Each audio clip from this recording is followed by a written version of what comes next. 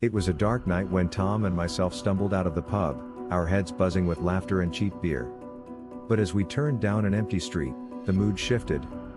At the end of the road stood a towering figure, dressed head to toe in ominous black.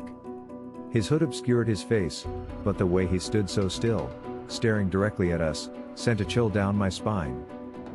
Tom, being the fearless rugby player he is, shouted at the figure, "Hey! What's your problem?" But the figure didn't flinch. Instead, he began to slowly walk towards us, his long coat hiding something sinister behind his back.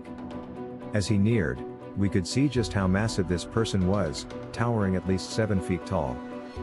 My heart was pounding in my chest and Tom's face was slick with sweat.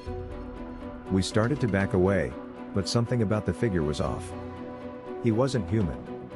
His bones were visible beneath his dark hood and his eyes glinted a terrifying red. We both knew we had to get away. Tom took off running and I followed close behind, my legs pumping as fast as they could go.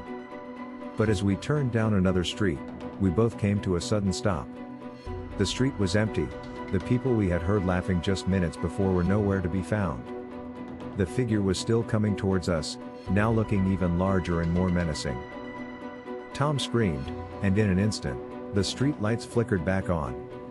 I looked over to see Tom lying unconscious on the ground.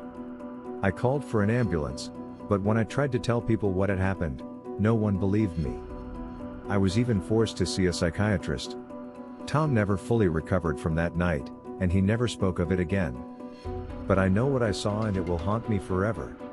The shadowy figure, the large scythe, the piercing red eyes, all etched into my memory. It was as if death itself had come for us on that dark night. From that day on, I couldn't shake off the feeling that something was following me. Every time I turned a corner, I expected to see that terrifying figure standing there, watching me with those red eyes. I couldn't sleep at night, and I was constantly jumpy and on edge.